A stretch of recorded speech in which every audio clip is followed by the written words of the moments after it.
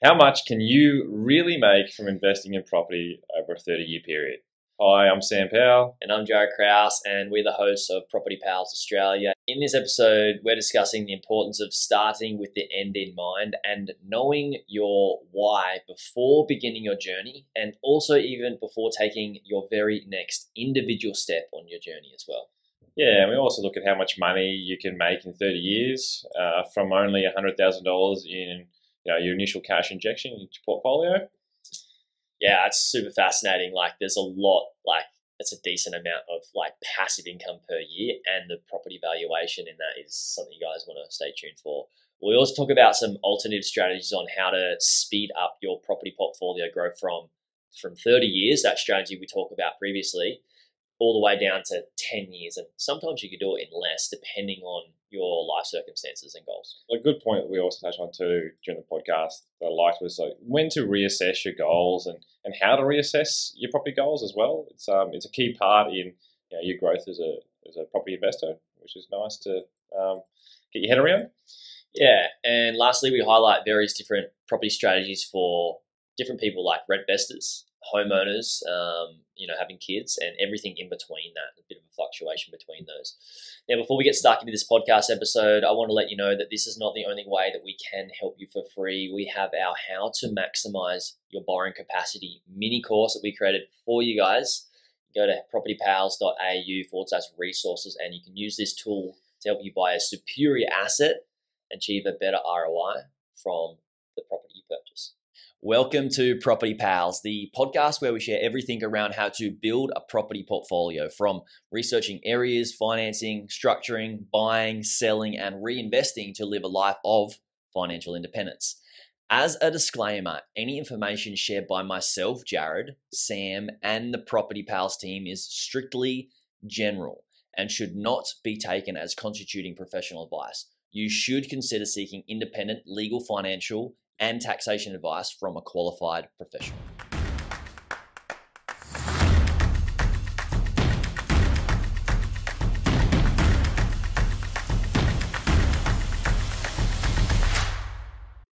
Welcome back to another pod, everybody. Pleasure to have you all here. Yes, exactly. We're just having a bit of a chat in the background, and we come in here and start riffing it, really. We don't have any scripts or bullet points, so yeah. It's an exciting time. Especially for this pod, we started writing down, what are we going to talk about today? Strategies. Yeah, we're going to talk about the value in reassessing your property strategy. And I've actually got, just so you, if you guys are a bit what is Jared's wearing glasses. Oh, yeah, you're wearing. And pulled out my glasses, which are my computer glasses for blue blocking. And Sam actually has a pair of them as well, the exact same brand. I did not know, which is cool. How long ago did you get them? Oh, at least a year ago. But I feel like I look like Clark Kent. You do. And then I take them off and now I'm Superman. Super Sam. Super Sam. Do you notice any difference with your glasses? When you're looking at the screen? Because I noticed when I went away and I was watching TV, in the evenings, I noticed the strain on my eyes compared to wearing them versus not wearing them. Yeah, but I guess you don't wear yours as regularly as me, maybe. No, I mean, I got them initially because, the Blu-ray blocking is a good element. I guess I'm just not used to wearing glasses, never had to wear them. So it's just that thought process, I'll get my glasses out. I've just never had that. Yeah.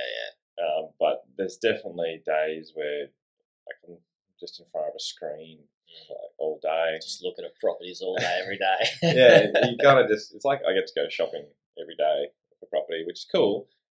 Scott and I were talking about that the other day, actually.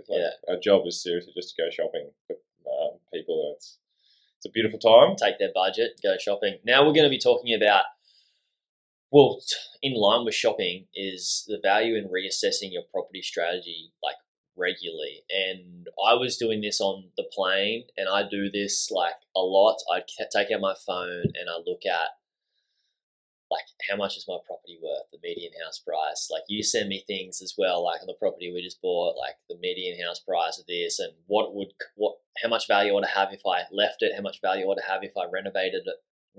And my thing is I want to move pretty fast in my property journey, and I want to acquire. I just want to acquire properties. And a lot of people listening, you guys are probably in the same boat of like, yeah, you want to acquire properties probably as fast as you can to get out of your job as fast as you can, replace your income. And that's why there's so much value in reassessing your property strategy. So I guess maybe we're riffing on this one, but maybe we talk about a few things that you can think about in how to reassess your property strategy and your growth strategy. So what would you say is the first step, Sam, of Well, I always say you lead with strategy. There's a classic quote where it's just, if you fail to plan, you're planning to fail. That always rings in my head. So there's reassessing your strategy every 12 months, but there's also like going into, just having a strategy of what you're actually wanting to achieve. Like, I talk to clients every day, and it's just like, well, you're here, you want to buy a property, why? Understanding that why can really help you form an appropriate strategy that fits within your risk tolerance and helps you achieve your goals. Because everyone wants to retire or try and build that passive income to provide options. What is it? What's the goal? So let's re-engineer that and work backwards. So some people, it might be that they really enjoy their career, but they just know that just doing the standard saving and putting the super is not going to cut the mustard at the end of the day. So they want to invest in something. They understand the concept of investing and the importance of basically having an asset that produces an income for you so you don't have to work for it. Yeah, it really is starting with the end in mind, right? And so how clear, I guess you got to be super clear on your goals, because then you reverse engineer and you come back to your starting point of where you're at today and the steps you need to take to get to X amount of property valuation, income per year, whether it takes, let's just take a standard one. Most people are wanting to get 100 to 150K passive income from property. And what time frame is, I guess for somebody with $80,000 wage, 80 to $100,000 wage, how realistic is that in what sort of time frame, the average to get to 100K? This is a really it's a big subject, because that can determine your property strategy as well, because there's so many routes, which means there's so many strategies in how to get there. And when you come into investing in property, it's a big high ticket item, and it's not a get rich quick scheme. And I was talking to someone the other day, anything get rich quick is just fraught with high risk. I guess that's what I'm trying to understand with people is what is your risk strategy, but also outlining them to say, if the worst case scenario happens, this is what it looks like. So giving them those options. But I actually just went and I've been doing some property plans for people, and there's a common theme that keeps coming up in dealing with these clients, which is it generally sits around a household income of around $150,000 is pretty standard, and they're wanting $100,000 to $150,000 in passive income at retirement. So what I've actually been working on is what are the key strategies to help people get to this point? And some people want a principal place of residence. Some people are happy to rent best. And to give you just quick numbers is over a 30-year time frame, if you've got those goals, if you can save $2,000 a month, you have a household income of $150,000, which that could be two people earning $75,000 a year, which is the median wage in Australia. And then you're starting from scratch, but you've got $100,000 in cash. It can take you pretty much $100,000. You can get to that $150,000 target within 30 years, and that's just an organic growth strategy of buying a property, in year one, and then buying another property in 3 years' time, and then another residential in another 3 years' time. So 30 years though to get there. It's most people don't have that attention span, especially me. This is the simple. So that's the most basic route if you're just doing it without manufacturing growth as fast as you can. I guess. Yeah, and that's just your in Australia the median house growth period runs between 6 to 7%, 6 to 8% per annum. Compounding effect, the rule of 72 gives you that. If it's growing at 7.2% per annum, then it doubles every 10 years. Obviously we want to try and outperform that market, but I run my growth rates around that 6 to 7% annual growth. I like to be conservative. So the whole point of the exercise was to paint this really simple picture: is if you've got $100,000 in cash, you can actually just invest in residential, like a mix, either residential and commercial or just residential. If you're going down just the residential path, you're not going to hit that income target, but you're going to fast. No, definitely not. Yeah. But you're going to hit the you're going to have high capital value because residential grows in general faster than your commercial. So the purpose of the exercise that I do to clients is to show that you don't have to do a lot. You can keep a really simple life. You can just go and enjoy what it actually is that lights you up. You don't need to be this active investor that's going to, shoot the lights out. It's just buy 3 to 4 residential properties and go into a commercial property in 20 years' time once you've got that equity. And it's using that $100,000 today that you've saved up. Well done. And that's all the real cash injections that you're putting into it. Obviously, you're saving that $2,000 a month, but that's $500 a week. For most households, they can afford that. But it's providing them a lot of options, and it's not stressing themselves out. So it's people. I know for yourself, you're quite aggressive, but your income streams can suffice a different strategy because and also your risk tolerances too, because you're young, youngish. Thanks, bro. Yes, I don't know. I feel like we look pretty young. Maybe we are young. We're in our 30s, dude. Mid-30s, champ. Far out. That's young. I know. I didn't think I'd have kids until I was in the 40s, but now we're chatting about that. You've changed a lot in 5 years. Yes. For the better, too. Yeah. For the better. Oh, it's all about growth. Oh, definitely. Yeah. You reflect on who you used to be and got me to who I am today. But yeah, there's definitely parts of me that I was like, oh yeah, could have said that better or done that better. Yeah, but you're only human. Yes, we are. So, 30 years to get to like that 150K, and that's just going along and just sort of cruise, and you've saved up your 100K, and you can get there in 30 years by just one cash injection of 100K. Yep.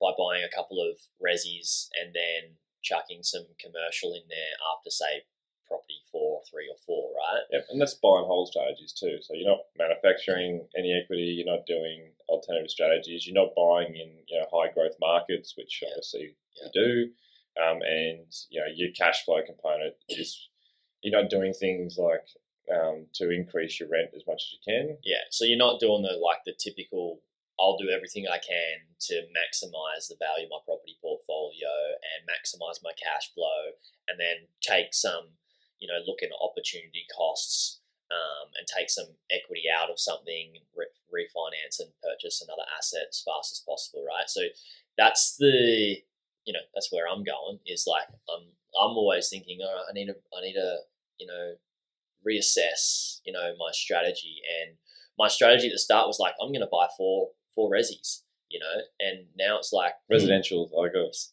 Yeah, so residential properties.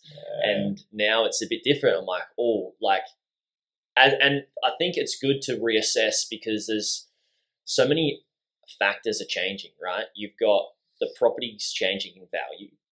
Yeah, that's a massive thing, man. Huge thing. And then you've also got your life changes as well. So your income can change. Sometimes you might go, I'm going to have a kid. I'm going to have a second kid. And then if you have a third kid, then your income might not be the same for that, 30 years. I'm going to start another company. Yeah.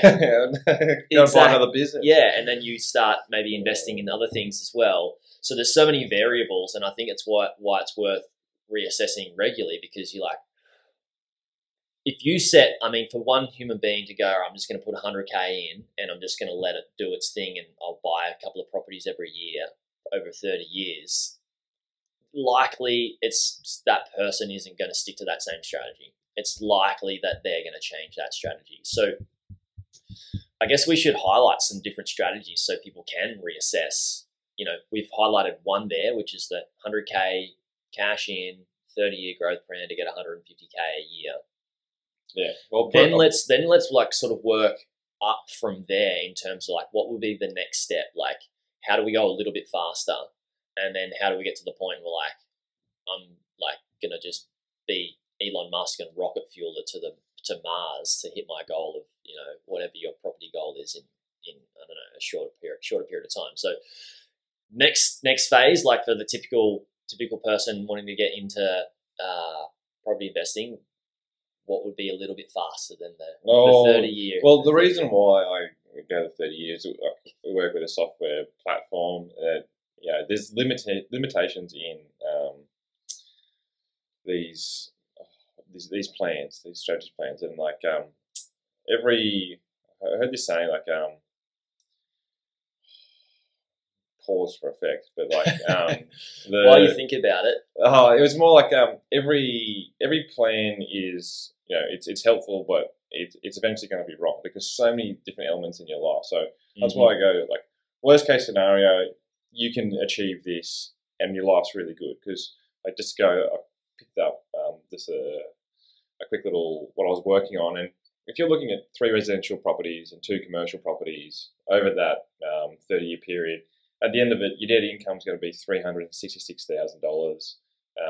That's a passive income coming out of the portfolio, and its value is going to be around $12.5 million. After how many years? 30 years. After 30 years. And you look at that today and go, oh, well, maybe for you, it's, oh, I want more than that. And it's like, well, mate, you know, $12.5 million is a lot of money, and in valuation, yeah, value, yeah. And then you also got, what was it, $366,000 in income. So that is crazy for like people to get their head around. Like that is achievable for most Australian people. The issue that we find is that people can't stick to a plan or a strategy because they just get caught up in the shiny ball syndrome, or they want to go and, you know, do holidays, and that's factoring in, you know, going for doing your holidays and obviously inflation and your growth strategy. But it's pretty simple. It's not rocket science. Yeah, it's just, look, you can just go, you buy, hold, you invest your time and your money into this thing called a property portfolio.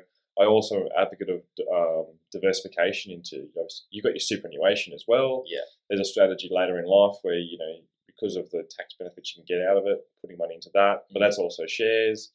Running a good balance of these different assets, it de-risks your overall portfolio. Yeah, definitely. I want to come back to a few different strategies, but I guess the double-edged sword of reassessing your property strategy is that, like you said, the shiny object syndrome. Property moves a lot slower than some other markets and some other things, and, you know, some things might pop up in your life like, oh, look at this thing over here. I'm going to take a little bit of cash and put it in that. The value, I feel, in my opinion, in staying in one asset class for a long period of time, the compounding effect is insane. Is absolutely insane. And I guess when you reassess your property strategy, you're probably going to get a better ROI over the long term through compounding with less work. And this is typically, like, it's a typical case, if you stick with the strategy of investing in property, even if it's like investing in your super with property and investing, in different structures in property, the ROI that you can get from that, because you are learning more and more about the space, the more you learn, the more you earn, versus like the other side of the sword is like, I'm going to reassess my property strategy. Oh, I've got a bit of equity here. Oh, I might just go away and like chase something else, outside of the property realm. So I guess there's a double-edged sword with it. Like when you're reassessing, maybe go through the lens of reassessing to reinvest into the same asset class, like being property. Yeah, pick your primary. For me, it's property because there's less stress, less risk, and the ability to use leverage is really strong. And why? That's why, like, I'm not the smartest cook in in the cookie jar, but I'll just look at it and go, historically, the property market has performed, it's on a growth trajectory, and then Maslow's hierarchy of needs, people need food, shelter. That's a big part, and then land is finite. Like, we can't go. Well, I think we've talked about this, but you can go and be over in Dubai and be a massive oil baron and go and create islands, but for the majority of it, land is finite, and you can't we can't build more of it. And that's why a lot of my strategies for people looking for good capital growth are focused around those hyper populated areas where capital growth. It's already been built out. It's just sort of common sense. It's just following the data and tracking the market and doing what you do every day. It makes you really efficient at it. Yeah. So I guess let's now talk about that's a 30-year plan that you can stick to. Some people are like 50 and they're like, dude, I have 30 years to get to like my 360K a year. What are some of the other, there's some variables that are going to allow you to speed up the growth of your portfolio. And I guess we should highlight some of those variables. That is injecting more cash into it. Yep. Buying, refinancing, getting more finance faster. Mm-hmm. Yep. Right? Lending, refinancing or purchasing more faster. And then also asset selection, I guess, is going to help increase cash flow. And depend on asset selection, there's variables with that, like asset selection for more capital growth, faster capital growth than some other areas, and some could be higher cash flow than some other different types of assets. So where do we go with that? Like, what's the next step in the phase of like speeding this up a little bit for somebody that has 100K and might want to just go a little bit faster? What can they do? Would it be, all right, let's reassess more regularly every 12 months, every 6 months with how much equity I have and where I could be purchasing, my borrowing capacity, those types of two things. So that's kind of asset selection and financing without them having to re-inject too much cash. Would that speed up the timeline? Yes. If you're like people get caught up in, is that saying that people underestimate what they can. Yeah, people overestimate what they can achieve in 1 year and underestimate what they can achieve in 3 years. And then if you chuck a zero on each of that, people overestimate what they can achieve in 10 years and underestimate what they can achieve in 30 years. Yeah. Big. Yeah, so that's kind of like where I've shifted my mind. And then I look at obviously my past and going, wow, I didn't think that was going to happen with those decisions. I knew those decisions were sound, but then no one expects the property market nationwide to grow 25%. Hang on, you don't have a crystal ball? No. But I do. That's what sort of lights me up is just understanding like markets and human psychology and what we can do with our money, because it's important to me. I'm dealing with people's money every single day. I want to put them in the right locations because that's going to help them. So the software system that we run has limitations to, if we do a renovation, it's going to increase its value by X. There's just so many complexities. So it's good to keep it, have a simple base. But if you want to put rocket fuel underneath your portfolio growth, you got to buy well. So having a good understanding of the market, analysis, and negotiate hard on the way in. Asset selection, you said, is massive because that's what's going to outperform that market because it's going to be a more scarce asset. And then obviously the location and where you're buying is key. But then it's like, well, what can we do with this property? Is it a 3-bed that I can convert to a 4-bedroom to increase that cash flow? And then with that increased cash flow, that helps with your serviceability, so your borrowing capacity can increase. You're buying in growth locations as well, which we focus, then you're going to get that equity uplift, which is going to help you scale your portfolio faster. So the way to actually get a better growth and portfolio growth component is to accumulate more in the earlier years. Yes. It's just that you got to look at it from the strategy point of view. Not everyone can do that, so it depends on what are their incomes. And if you want to grow your portfolio faster, then you've got to figure out ways to increase your income. Whether, as we talked about, saving more money, like your net income, so savings, or finding ways to increase your take-home pay, wage. More jobs, more work. Yeah, and thinking smarter, not harder, is key. So, and then you're going into, well, that's your residential component. If you can accumulate quickly, then the accumulation phase, it just compounds. Like the compounding effect over time is just insane to see how it grows. So because everyone is so different, I take that broad base 30 years, nice and easy. Mm-hmm.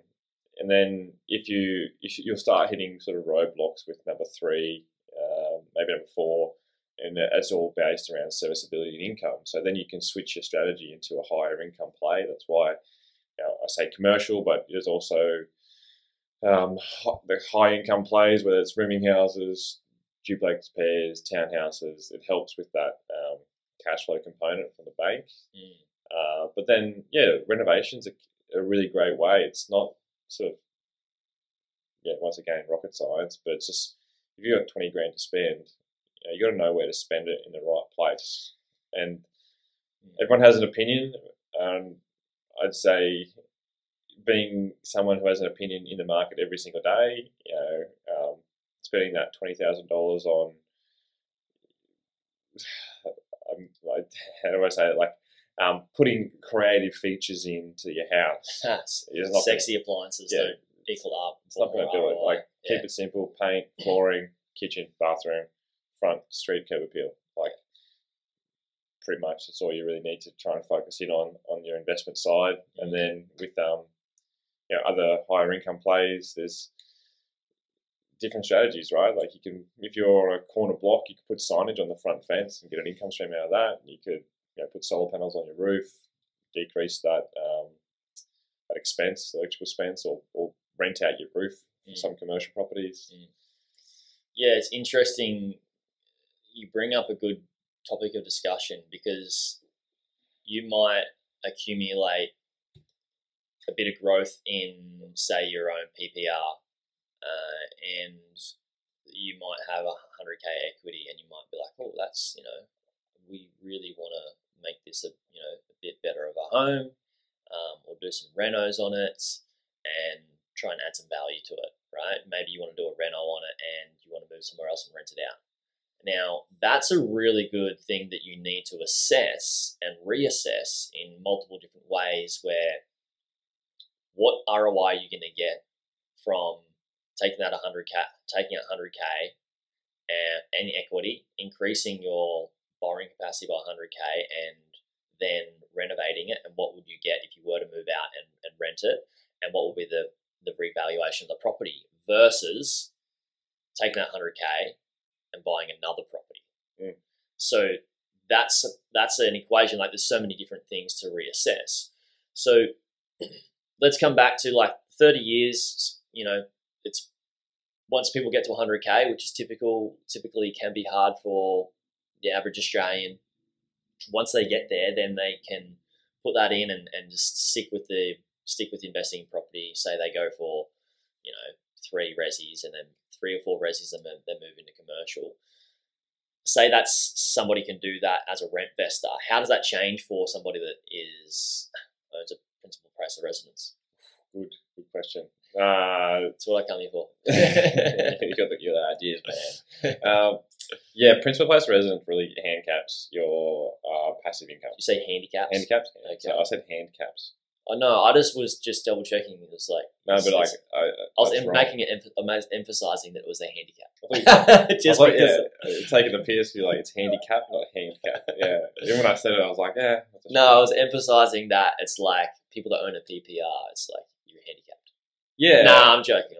Well, each to their own. Just because I'm a rent investor, I'm biased. That's why I was emphasizing it. Here's the thing.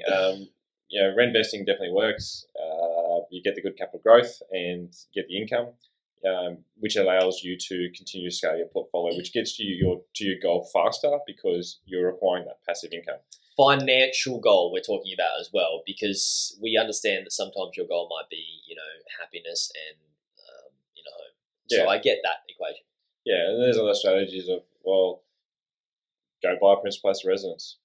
Live in it, do it up. You've got no capital gains tax on the sale, and then you can jump from that to another principal place of residence. So you buy for $1 million, put 200 grand into it, you sell for 1.5. You got no tax on that. You buy another property at say 1.2 million, and then you put another 200 grand into it. You sell it for 2 million. You're compounding it, and also I can say this because I'm understanding how life generally works for those that are in my life journey, which is you start out, you're single, you don't want to spend your time at home because you just want to enjoy either traveling or socializing. So your home is quite small, and then you go into relationships, and then children, and then you have the young children where you might not want that pool at the start because it's sort of dangerous, and also the upkeep and maintenance is a pain in the ass. Great babysitting strategy though. Yeah, when your kids get to that age of say 3+, where they got their apparently kids, they have their flotation like at 3, they can float better or something. I'll have to ask Geordie about that. Yeah, probably should. Don't quote me on that one, but their buoyancy. Sorry, that's their buoyancy. Okay. Kicks in around 3. I've been told. Maybe I'm reading the wrong dad books, but anyway, crucify me in the comments below. But yeah, like now, like I'm looking at, well, it'd be nice to have a pool because it's like, babysitting, have a bit more land to shoot hoops and have a shed to store all the stuff that my wife. So you want to put more money into your home because you're going to spend more time there. And correct. You're going to cherish the memories. Yeah. So there's definitely an emotional ROI outside of financial ROI, which, let's be honest, emotions are emotion drives more awesome than finances. Emotion drives money too, and that's like the psychology. This is where I sort of get into a little bit more deeper thinking, where it's like, okay, well, that's family life. Then you get the pools. What drives those markets? And then you get people who the kids have grown up and moved out, and you're there as the owner of the property, upkeeping a pool that is like, goddamn. Yeah, and your kids, they don't want to be at home. They want to be closer to the action, like this, whether it's their friends, their sporting events, or whatever they're into.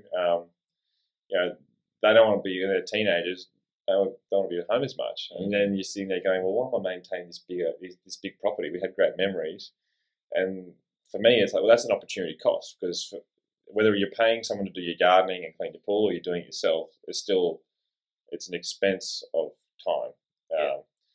Because you need to go to work to earn the money to pay for the pool cleaner. That is not getting used, that pool. And you're like, well, I don't want to swim in the pool in winter. It's bloody cold. Unless you're Drew. He's into his ice bath. Ice man. But there's health benefits there. But anyway, digressing. And then you're moving into your... you're downsizing. Yeah, you're downsizing. And then you say your kids have moved out, empty nesters, like they still want sort of bedrooms to... They want a clean, nice home still. Yeah, but they don't want to... You're going back, it's like that full circle of, so, well, I don't want my place to cost me a lot of time and effort because I've got the financial freedom to go and do. So that's the psychology of the buyer. Yeah. And then they go into retirement homes. So important to understand people when they're reassessing their property strategy.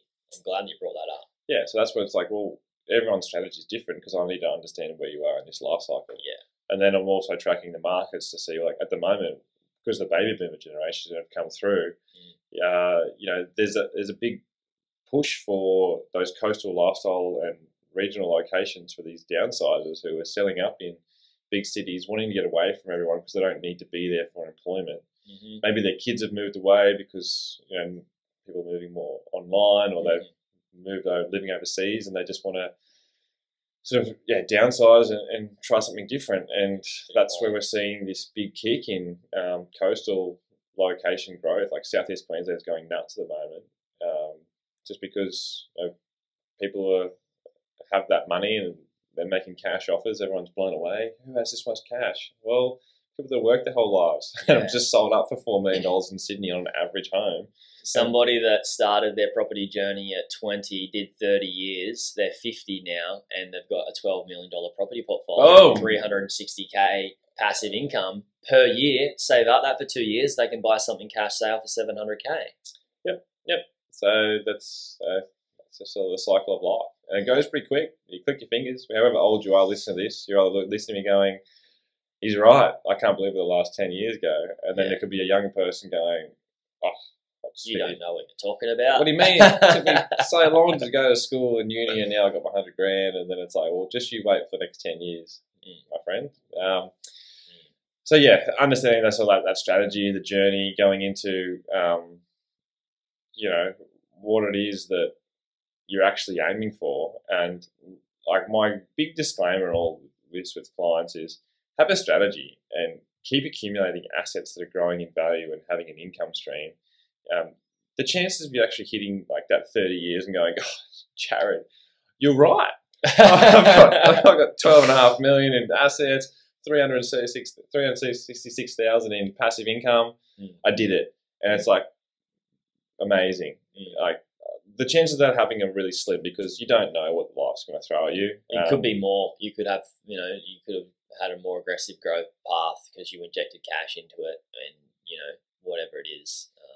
Yeah, but it's providing you options. It comes down to the simple thing of invest your money into something that's going to grow in value because the world is set up for you to fail. It's going to keep sucking your time and attention into things that are non-productive, whether it's shopping for clothes that you don't need or buying a shiny new car to impress people that are like you anyway, right? Like kind of like that theme of who I am as a human is just health, relationships, and wealth, like that key part of Focus on those. your life. And at the end of it all, we sit down and we need to be content with our decisions on the rocking chair on the deck when you're 80 or 90, sipping your cup of tea and reflecting on the world. Like, have a think about what you want to be thinking and the person you want to be and the people you want to have around you. And that's where you should start. Yeah, it's exactly right. It's having that thought and just becoming conscious of like, this is what I want and how do I work towards it? And I guess I know what I have wanted in the last 5 years has changed significantly.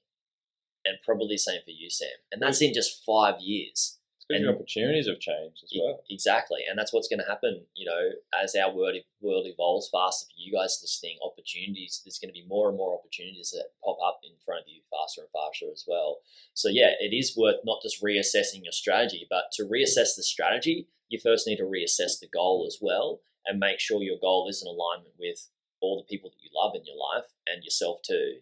And then you can reassess the strategy, and doing that regularly.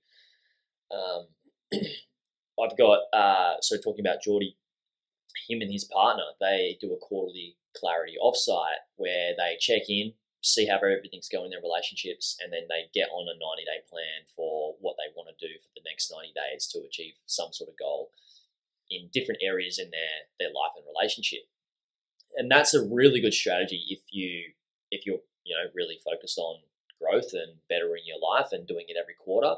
But even if you were to do it every 6 months or every 12 months, is sit down with your partner, sit down with whoever's important in your life and assess like, all right, where do I want to be in 6 months? Where do I want to be in 12 months? What resources do I have in terms of cash, borrowing capacity and assets maybe already if we're talking about property? And then how do we structure that to get to our goal in 6 months' time of like maybe purchasing another property, or 12 months' time, maybe purchasing another property, 5 years' time, maybe owning X amount more properties, or having a property valuation of this size by renovating and whatnot. So that constant reassessing is key, huh? Yeah, well, that's the more of an active strategy where there's a passive investor, which is just buy and hold. But I'm always, like, at the very least, just checking every 12 months to see what the opportunities are. We talk about opportunity costs a lot, and that's, assessing your options. It might just be that there's nothing to do, and that's cool. Yeah, that's a really good point. You've already got a good asset in your portfolio, and patience. That might be your strategy. Yeah, and buying, don't get caught up in.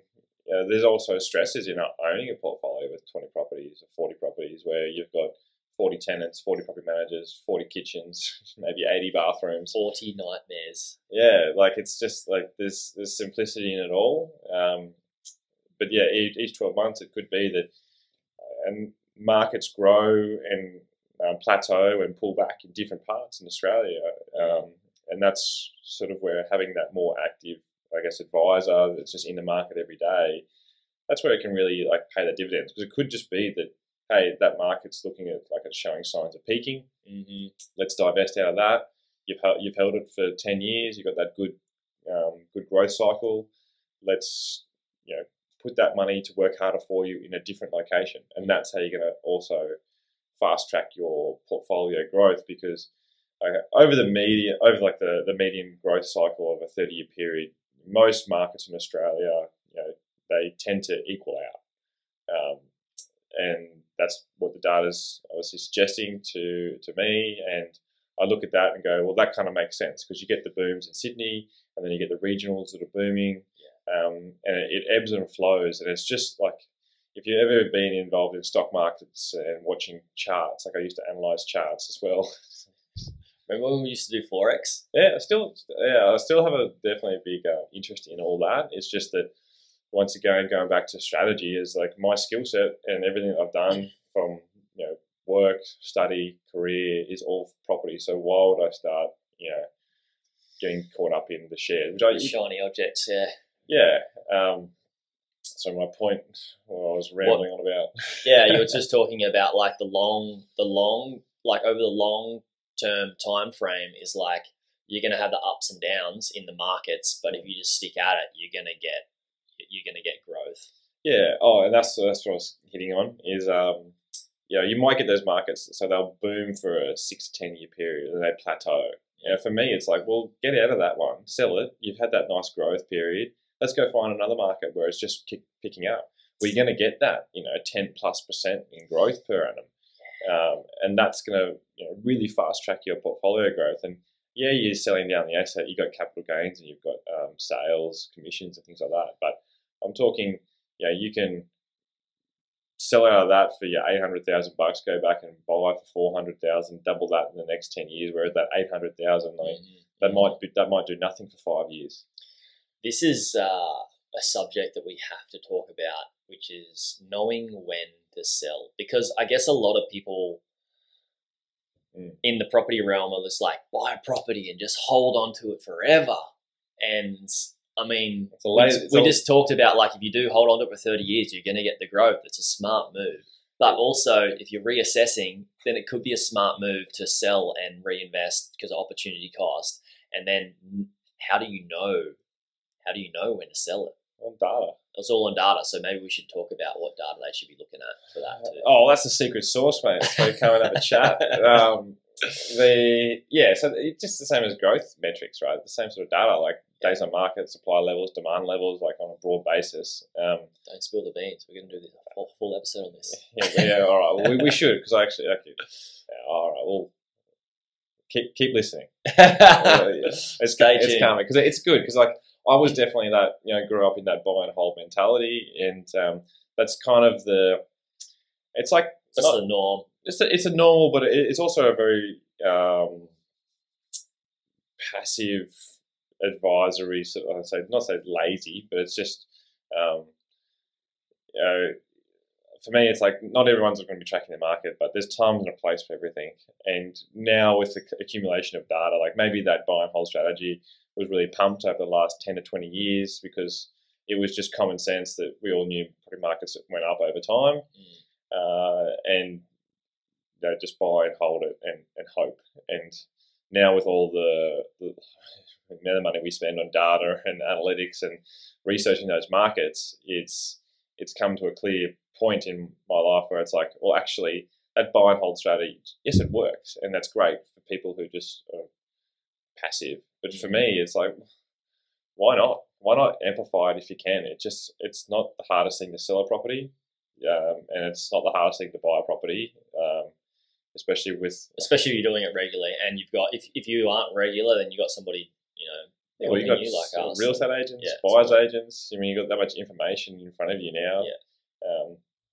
And it's just having that confidence. A lot of people know that that's the case because, especially later in their life, they've seen markets boom and everything. But that's the hardest thing about property too, is that it's not like a share market where you see its price every day. I mean, you've got automatic valuation models now, but He's logging on every day to see the value of their property. Oh, it went up $1,000 today. Like, I want to go buy, a new surfboard.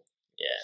That's just not the case. And also, don't rely on automatic valuation models, AVMs. They're those things that you see on realestate.com or CoreLogic. They give you a rough price. They're highly inaccurate. So just proceed with caution. Yeah. Well, there you go, guys. There's so many reasons to why you should be able to reassess your property strategy, your goals, and hopefully build your wealth in the time frame that suits you based on your life journey. Yeah, I mean, it doesn't need to be fast and rocket fuel. It should just be what your level of comfort is, right? You can get there, like, obviously. Well, Jared's going to be I'm the rocket fuel guy, but not everybody is that. No, but you're going to be a great test case for seeing as we grow, what's achievable. And like, I don't have a crystal ball, but property markets, even in recessionary periods, there's pockets in Australia that grew. So even over that, say most recent was the GFC, that 2008, 2012, 13. There's markets in Australia that went up in value, and then there's also markets that did nothing. But whilst the rest of the market was dropping, you'd be pretty stoked that your property value just stayed the same while others were dropping. So it's just, and that's going to help you in your whole entire journey, where you can fast track it from 30 years to 10. So it's all there. It's achievable. It's just, once again, as we always come back to, and the reason why we started this whole journey of podcasting is you don't know what you don't know, and you don't know who to go to ask the right questions on your behalf, and to assess and to check and hold your hands to the process, because it's like property markets. It's full of people who are in there to make a quick buck, don't care enough about you, and it is dangerous, and people also get caught up in their own emotions, but beliefs and lies as well. Like we talked about house and land packages prior. Like, people really believe in that strategy, and they believe in it because there's good evidence to suggest that it works, and it does work to a certain extent. Does it outperform other strategies? No. It might work over a 30-year period.